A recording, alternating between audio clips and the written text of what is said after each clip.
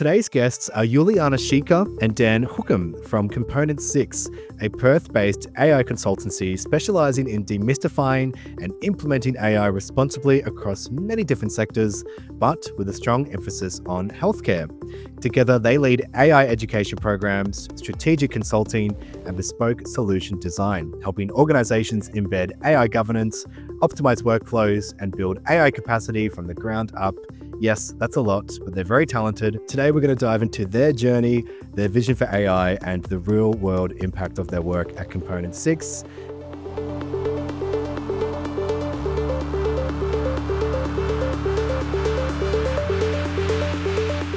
Dan and Yulianna, welcome to ROI from AI. Thanks for reminding us. Oh, my pleasure.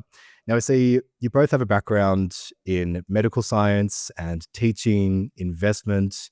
What led you to the AI adoption of Component 6, especially in the healthcare space? Yeah, so we started Component 6 because for 25 years now, I've worked with data and AI. And for the past 12 years, I've worked in AI implementation in large industrial companies, so global names in that regard.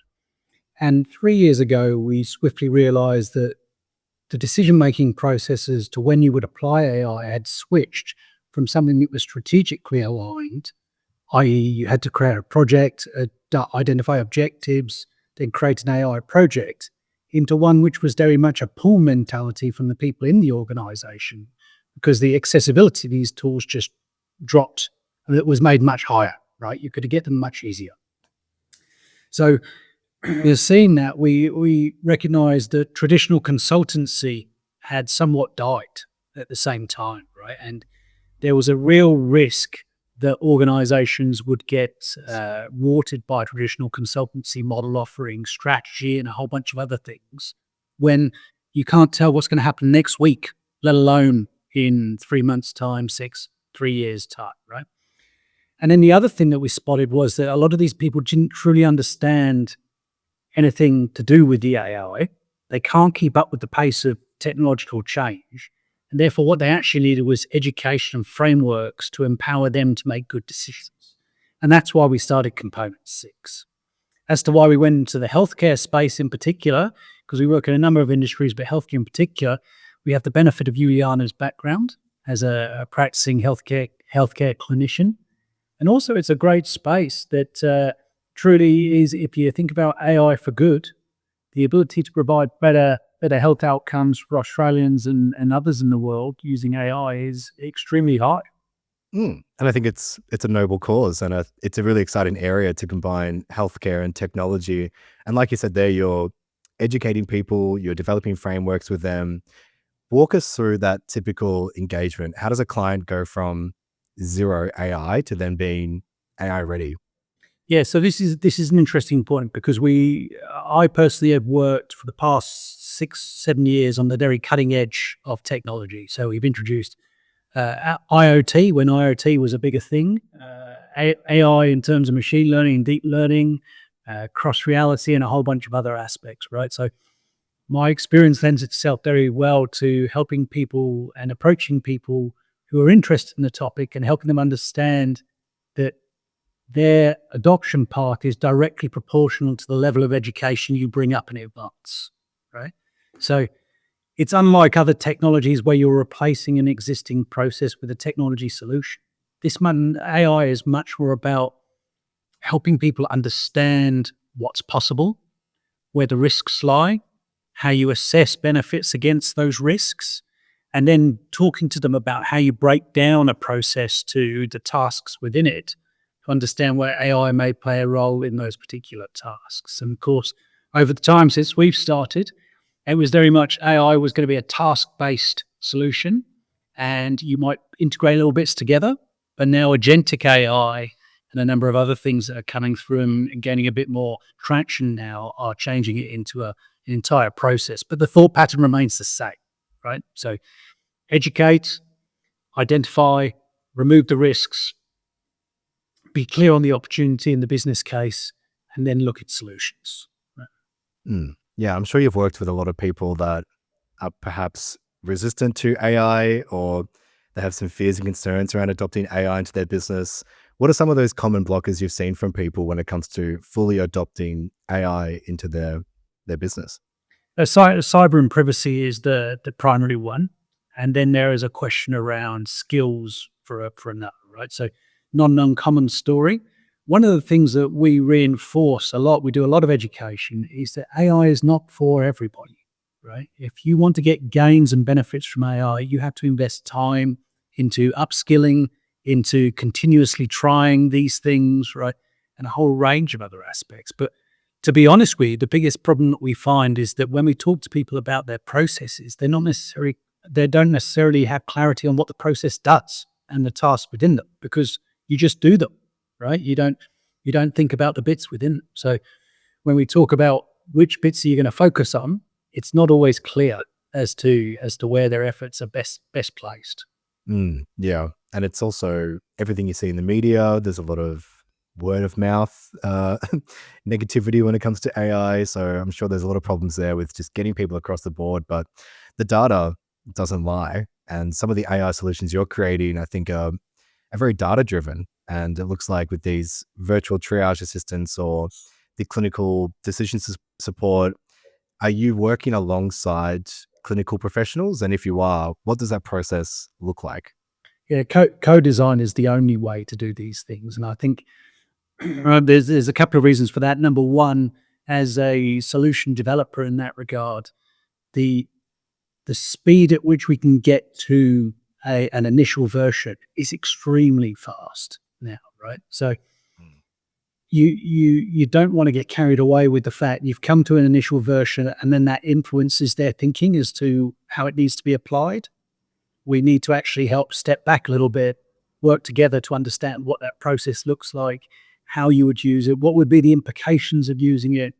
One of the killer questions that we have in those interactions is what happens if we accelerate this process 100 times and it goes wrong, right? Where do you need a human in the loop in that regard, right? And are you clear on where your data resides, the legal contracts you have reside, right? How are you going to manage these things? Because once it's done, right? We're off and we're to the races. So, and it's going to move at 100 times the speed that it was going to originally. Yeah, wow. And I can imagine you've worked with so many different kinds of people and you're doing it from within the healthcare space. Do you have any use cases or any success stories from clients that you've worked with that you can share? Yeah, so we're doing things right now whereby we're helping another company who provides services to IT services companies, for example. Appreciate this isn't a healthcare example, but bear with me. Mm. And that company truly believes that they can produce profitable, revenue generating IT services companies with roughly 40% of the staff using the AI solutions that we're talking about and going, right? And we thought that was a little bit out there, but actually now we're seeing it, right? So these things are quite remarkable. And our challenge as an AI company and with the education that we deliver is that arguably we should be able to empower a person of one or an organization of one as much as we should an organization of 100,000, right? So that's a benefit, a curse, all in one go. And when we look at that in the healthcare space, when we work with a practice, for example, dentist, for example, dentist is a great example, right? And you can generate optimization in those particular processes that are quite unreal, right? You're stopping people having to spend time after hours capturing that information. You will have spoken to people and know that in the health profession, the adoption of AI scribes and GPs now I think has a penetration rate of something like 13 to 14% of all GPs, which is truly incredible, right? Mm. But they're saving substantial amounts of time a day that they're not billing for, they don't get paid for, right? To record those things, right? So it's a fantastic outcome.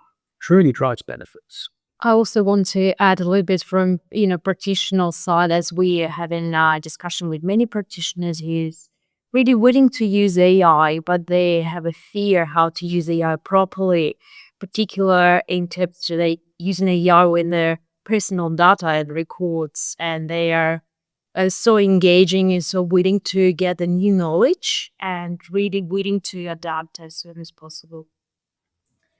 I think the other thing that's amazing is that in the health space, when we talk to dentists, for example, right, if you run a practice, typically the way those practices evolve is that you get trained, you go and work with another dentist in their practice, then you start your own business, and when you start your business is typically run by your partner. So that person may have no business experience to start off with, and the general path is that you build your business through reputation and retaining customers, but you don't do any growth activities, right? So learning how to do growth activities is one thing, but with AI tools, we're able to provide them with essentially a path that asks a few questions about what they want to do, who they want to target, regions, a whole range of other things, and creates it all for them, right? And you can tailor all the language in there so that it's not just AI generated content in there, right? It's helping you structure these things. And we're getting more to the point now whereby we see a lot of AI generated content. So our preference is to provide tools that allow you to be questioned in a way that automatically creates content with your voice, right? So we're swapping that paradigm around somewhat and then engaging people in real time across multiple channels. Yeah, I can imagine that would be so beneficial in a space like healthcare, which is very human. It's about our wellness and it's about how we feel. Like it's not really something you can measure, but this is an ROI podcast. So I'd love to know, particularly in the healthcare industry, how are you measuring the return on investment if the results aren't always to do with data? Yeah, so this is a really important point. And when we talk about AI across all industries, healthcare in particular, we don't talk about AI in the context of removing work, right? We talk about AI in the context of creating capacity. And that capacity that we see time and time again across multiple industries, and especially in healthcare, is reapplied to spending time with the patient, right? So that it it's very simple to envisage for GPs in the future, for example, whereby when you go and see a GP currently, you sit at the edge of their desk, you engage with the GP. They spend 60% of the time, if you're not feeling so well next week and you have to go to the GP, look at the GP. They spend 60% of the time staring at the screen, typing stuff in, and not at you, right? You're part of a process. You're not necessarily humanized, right, in that regard. There is zero reason that when the software evolves slightly, whereby you wouldn't just talk your way through the entire thing, right? And if I have person-to-person engagement, number one, I get a better outcome on the spot with the patient because they mentally feel better, more engaged. I understand better about the problem because I can check the physical nuances of the patient, the way they act, as much as what they say. And number three, the speed at which I can conduct that appointment increases because I'm able to engage, get it all done, automatically document it. If I have to spend another 2 minutes just checking the stuff that's being done before I hit the button, right? That's still less than the original appointment time was when I was busy staring at the screen, but the patient experience is much better. Mm, that's very true. It's like using technology to be more human, having more space for patients, you have more space to diagnose. Yeah, I think it's an interesting paradigm shift, like you said. If you thought about holistically about what AI might do to humanity over years, right? The overarching belief is it's going to create capacity, right? And I don't know how you run your particular days, but I can tell you that if I am meeting to meeting to meeting to meeting to meeting during the day, the chances of me applying creative thought as to how I might approach those things differently is non-existent, right? If I can get time for that creative thought, the way I approach things will change, services we offer will change, the way I engage will change, right? And that's very holistically. If you boil that down to an appointment with a health professional, essentially what we're saying is 40% of their time is spent on administration. That's about an industry average. If we can decrease that to even 10%, 5%, then that time is either spent with more patients, therefore improving the pipeline of patients that are seen, or is more detailed time with each patient, which improves the outcomes, right? And realistically, you'd imagine it's going to be a mixture of the two. Well, I'm glad you touched on that because I want to pivot to the future. And it's a question that I ask every guest. And I've had some interesting responses. A lot of people can't really predict where AI is going, but I'd love to know from you two, as people that are on the ground working in this space, where do you see AI evolving in the next 5 to 10 years? Well, I don't know if you've recently been reading the AI 2027 papers or watching those on YouTube. I'm a little familiar. A few people have given that response. So, yeah, would you like to contextualize what that means? Well, we'll take that as a foundational point, right? But Mm. I still have a very strong belief in humanity, and my belief is that very quickly those who rapidly adopt AI, and again, there's a very significant difference between those who choose to and those who don't. Right, the gulf in capability and what people get done in a day will vastly differ. Right, so those who refuse not to, over the next 2 years, I think it's as short as that, the gulf will be enormous. Right? That's the first part. The second part is that those who are using those AI tools and the growth of the AI capability, because we you can now build your own apps, right? You can do all of these things.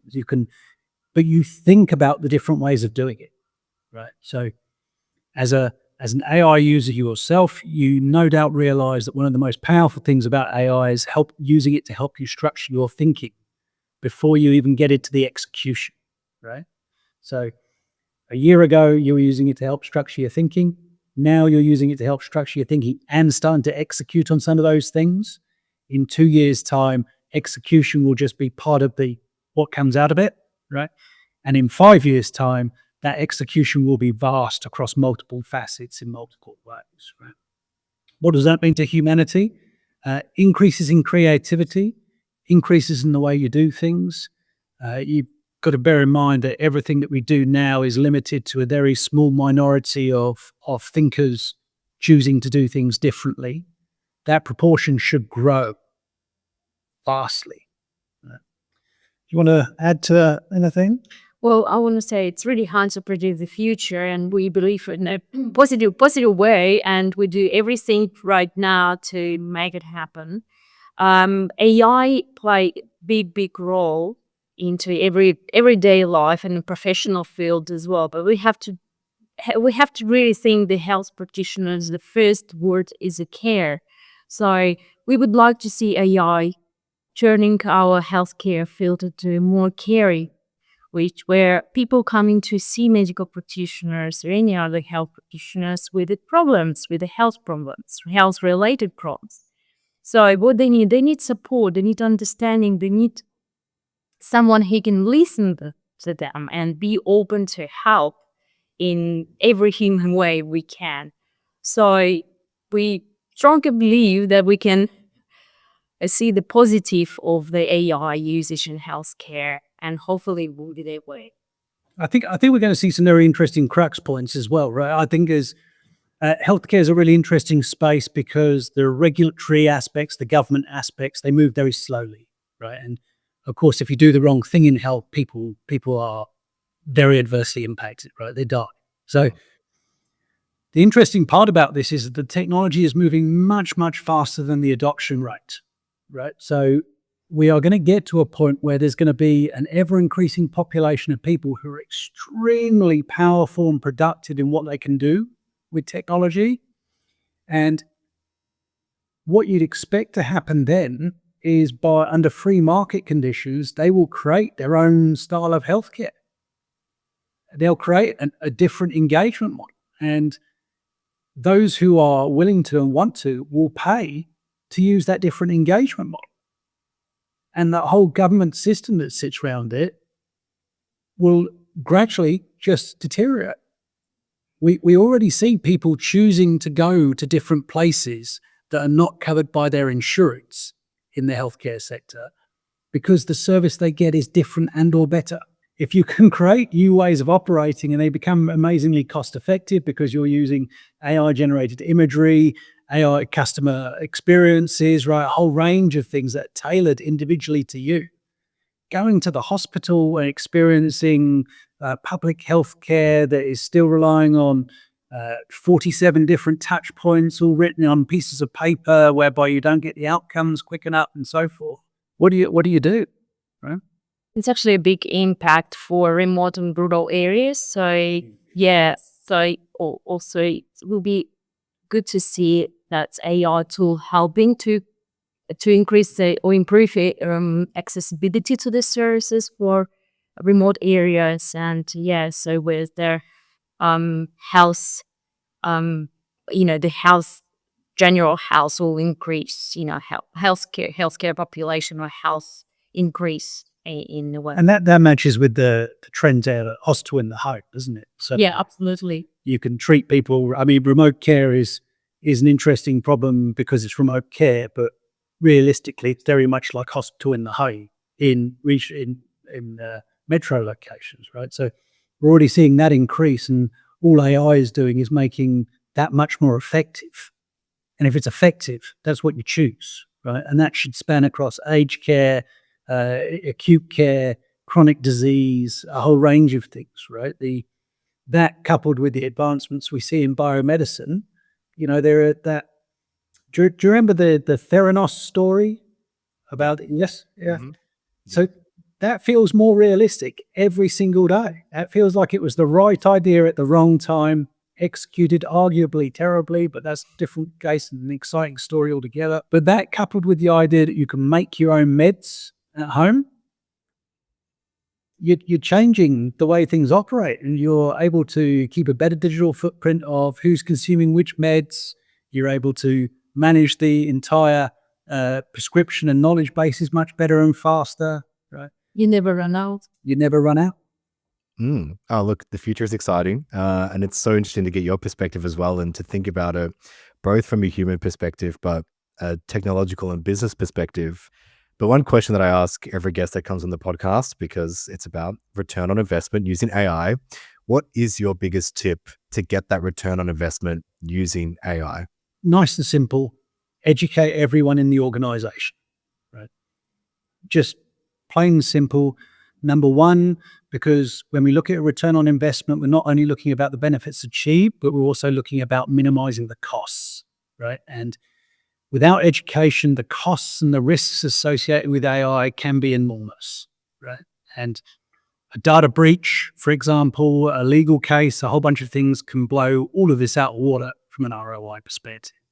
But in terms of identifying opportunities and identifying where you're going to use AI, the best people to identify those are the people who are in that process every day. And the only way they can identify it is if they understand what it is, what they know what to look for, and they know the parameters in which to look for it. And also be open to learn new things and be curious, be determined for something new, and and be open to share with others. Yeah, it's that feedback loop of educating, but then allowing yourself to be educated, it sounds like. 100%. We learn it every day. Yeah, beautiful. I've learned after this chat. It's been so insightful. We haven't really spoken to many people from the healthcare space before, so it's really exciting to see where this goes and the fact there is a real world impact. I think we'll get a lot more people across the line with wanting to integrate AI into their businesses. So, Yulianna and Dan, thank you so much for your expertise and joining us on ROI from AI. Thanks for having us. Thank you so much.